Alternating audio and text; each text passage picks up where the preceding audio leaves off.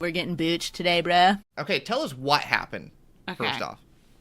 What happened is on Friday, don't you dare. Okay. On Friday, we opened a Neo Discovery booster box live. And inside of this booster box, you're supposed to get a holo, 1 out of every 3 packs. Jordan, what are you eating? You said Friday. I ate a fry. Oh, got it. What? You just had fries on deck? And you didn't bring us any. You don't have any desk fries? You gotta I don't have Wow. Danny, do you hear this? Did not bring us any fries. I have peanut butter with just peanuts and salt in it as the ingredients. Just in case I don't know. wants I have a mummified teddy bear. Okay, that's pretty solid too. All right. Anyway, I want some French fries, but let's continue talking about this story. So yes. What happened is I cracked open this Neo Discovery box on Whatnot. We were breaking it live. Oh, so good. All right, so we cracked it open. Inside of this box, instead of having the average 12 holographics, 1 out of every 3 packs, there was 36 holographics. Every single pack had a holo in it, so we got some kind of like crazy error box that had exclusively holos as the hit. Like every single pack had a hit in it, basically. Every pack. Like, I was so worried that you were going to get down to like pack number 36 and it was just going to be a regular rare and then ruin the entire thing. But every pack had a holo rare inside of it. Now, this was unlimited, not first edition. Yes. But I've never seen something like that in all my years and decades of Pokemon. Unbelievable. Yeah, I was asking around too, because I was asking a bunch of our friends in the community. I was just like trying to find some other instance of this happening. I was like, have you seen this? Like, where there's got to be someone else that this has happened to, and there's literally not ever been a documented instance of it happening, like a video of it. So we were the first. We broke history. It was like an accidental made history moment. That's absolutely crazy. It was incredible just to like experience everything happening, like the excitement from everyone. It felt like it was just like this big event, like it was already a big event to start with, but the fact that it turned into something no one expected, it was, you just want to, even if you weren't bidding or even wanted to be a part of it, just watching it happen live was the cool part of the experience. Yeah, that was absolutely nuts. You're right, because like as it kept going on, people kept tweeting it out. They kept sharing it on Instagram. Like I got tagged in so much stuff. They're like, you need to tune in right now and watch this because this is like a never before seen thing. Like something weird is happening. It was fun to just witness it. Like I didn't bid on anything at all, and it's like it's one of those things. It's like you don't have to spend money to be a part of something like that and enjoy. Like I was just simply in there just watching and just like, this is crazy. Like it's absolutely wild right now. But Danny, tell us the entire story. Like from the very beginning of where this box came from, the origins of this history making box. We have the origin story. So we were walking around Collecticon. And I worked with Whatnot on that box. It was like a collaboration with Whatnot to break the box on their app. So we were like looking for a box from Collecticon to open, to like take back to LA and open at their studio. So we were searching around looking for these boxes. There was surprisingly like not a lot of boxes at that actual convention that were like sealed vintage boxes. There was like surprisingly, yeah, first edition base that was like in a pristine like locked up case, and then there was like a couple of Neo Genesis ones and like I think one gym one we saw, but we went to Kanto Shark's booth and they had a Neo Discovery Unlimited box. And we snagged it. I was so excited.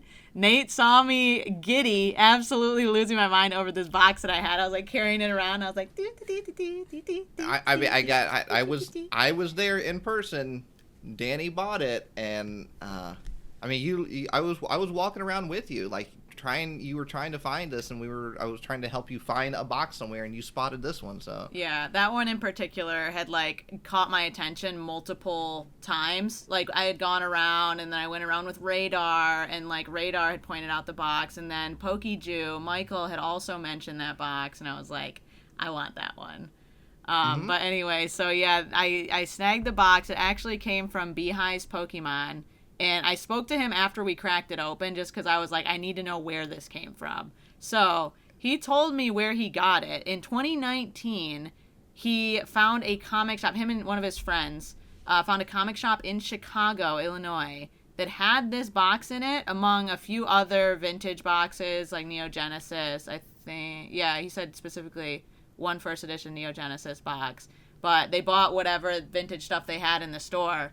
And that box in particular, he had held on to for a couple of years. He decided to sell it because he upgraded to like a case fresh version of of Neo Discovery. So he was like, okay, we can sell this one. And he told me he was actually considering breaking it at Collecticon that weekend, but he decided to sell it instead, which is nuts. I mean, and that's he could the have thing, opened is like, that box. You don't know that it's an error box until you open up all 36 packs, you know? You don't know that. So, but I wonder, like, where... I would like to know where the comic book shop got that box from as well. Like, it'd be interesting to try to trace back to the very beginning. So, like, I guess you could potentially go back to the comic shop and be like, hey, this box was bought off of you this year. I would imagine they would remember it. I would hope so. Yeah, if it was only a couple of years ago. Yeah, and then figure out, hey, do you happen to remember where you got this box from?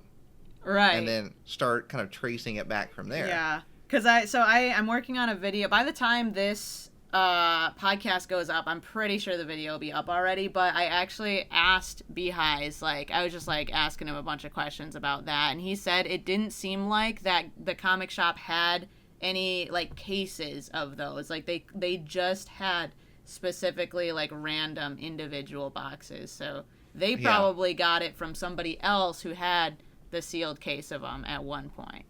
Yeah. So it would be cool to see where that, like, if the rest of that case was floating around and it either had a few boxes with 0 holos in it or it had a few boxes that were 36 holos. Yeah, that's what I'm saying. Like, it would be so fascinating to figure out, did this come from a case, or did this come from somebody who worked for somebody that was given to this as a present from, like, a Wizards of the Coast employee or something like that. Like, that would be interesting to know. Did it come? Yeah. Was it just simply an error, or was there something else behind this? Was it hand-picked? And we'll never know. I mean, like, I'm going to look at the packaging and see if there can't be, like, anything on the packaging that is too out of the ordinary. Because when I was analyzing it before I bought it, I was like, yeah, this looks good. Like, it looks, it looks legit. Yeah. It didn't look like there was anything weird about it. Well, you chose correct. Well, I mean, when you showed it to me in person, like, it looked legit. Yeah. I mean, it just looked like a normal average box. It was damaged. That was one thing, like, I was noticing, and I was like, we're going to crack it open anyway. It's, like, fine. It had, like, a rip on it, and, like, the top part was, like, a little, like, messed up. But that was, like, inside it. Like, the thing was still sealed and everything. But one thing that Beehives was mentioning when I was talking to him was that the weights for the cardstock during the Neo era, those sets, the weights for the cardstock was all over the place. So he said it's like something that may have been possible is that, like, whatever machine is sorting through to, like, be like, that's a hit, that one's not, that's a hit, that one's not, incorrectly weighed it because it was so off, like, they fluctuated so much that it just calculated that all of those were not hits and they were actually hits. Wow. So, I mean, potentially there could be more of these boxes floating around out there. Yeah, if it was actually from the manufacturing place. But yeah, you're right. If it was from someone at Wizards of the Coast that hand-picked 36 packs and had them in that box like that, like, who knows? Wasn't me. Wasn't me. But Jordan, like, have you ever seen a box like that? No. That was crazy. Yeah. I mean, like, never in my whole even life. if, like, you got, like, half the box worth of hits, that's already an over-the-top, like, all right, wow, you did better than average. Like, that's crazy. And then if you had 20 out of, the 36, okay, I would even consider that in there. Like, that's just too many holos. But the fact that you went 36 for 36 and got some, like, doubles of some really major hits, triples of some really major hits, and only missed out on one holo card to have the complete holo set, incredible. Multiple so Tyrannitars, multiple Sizors, multiple Espeons, one Umbreon. 3 Espeons. 3 Espeons, excuse me. Yeah, that's insane. That is a high level of I don't even know what to describe it. It is the coolest thing I've ever seen. That was insane. But it's also interesting that it wasn't like the same holo. It wasn't like the same few holos. Like it was still randomized with the holos. We like literally pulled all of them except for the Houndour. We were pulling Wobbuffets and Yanmas and I think we pulled like 4 Wobbuffets. I put it in a spreadsheet. We pulled 4 Wobbuffets. At some point, like let's say, like once you realize like, okay, every pack has a holo rare in it, at some point did you think like maybe we should not open up the rest of the box? Like maybe we should stop at this point because something's going on here and we need to figure out what's going on. Dude, at pack like 13, I was like, do we stop or do we go? Because at that point, it's like if you have more than 12 holos, like it's pretty obvious that that's not right for the whole box. And I honestly at that point, so we came there to break the box. That was our thing. Like we wanted to open the box. I wanted to see it through. Like I wanted to make sure that it was a full 36 packs, and we streamed the entire thing from when I cracked the seal on it till when we opened the last pack. Like all of it is on a continuous live stream, so it's like a legit. Like you can't contest that was in any way. Yeah. And you pulled every holo rare except for one. Mm-hmm. No Houndour, but every other, all 17. I think there's 17 other 17 total holographics. That's so wild. I wonder if we would ever see that with another set. Like, is there another box out there from a different set that has that same error with it? I'm totally curious now, especially because there has to be. I wonder if now there's going to be some sort of thing. And I wish we would have weighed this box beforehand. Like, we would have no reason to have weighed the box or weigh the packs for whatever reason because we were just cracking the whole thing. Yeah. But I'm curious if there was actually some sort of weight difference or if people will start weighing their sealed boxes because of something like that. Like, what if one of those is, like, way higher and you're like, oh, that could be a complete error box with 36 holos. I just think it's so interesting that all these years later we're still seeing, like, something new and history can still be made. Like, you never would expect this all these years later, but it just goes to show you that there is still so much out there that we have no idea about. That we don't know exist. I mean, with everybody doing research in the Pokemon community, constantly opening up cards, playing, collecting, like there's still so much out there that we don't know exist. Yeah. Mm-hmm. Right. There's still so much to discover. So I think that's I don't know. I don't know what to say at this point because it was just so wild. Dude, I can't believe that happened. Because it's honestly like one of those things that's like you hear about it as like an urban legend or like, right. Like, oh, maybe I'll get lucky. And when you're a kid. Yeah. Yeah, it's like maybe I'll get a box that just has holos in it. Wouldn't that be crazy? Dude, by the end of it, we were so like desensitized to the holo hits. It was just like, yes, another card. Cool. An unknown. Polygraph. Great. Yeah, you got several unknown A over there. Right? It's specifically 3 unknown A. You could at least spell something with that. Like, Mm-hmm. True. No. There it is.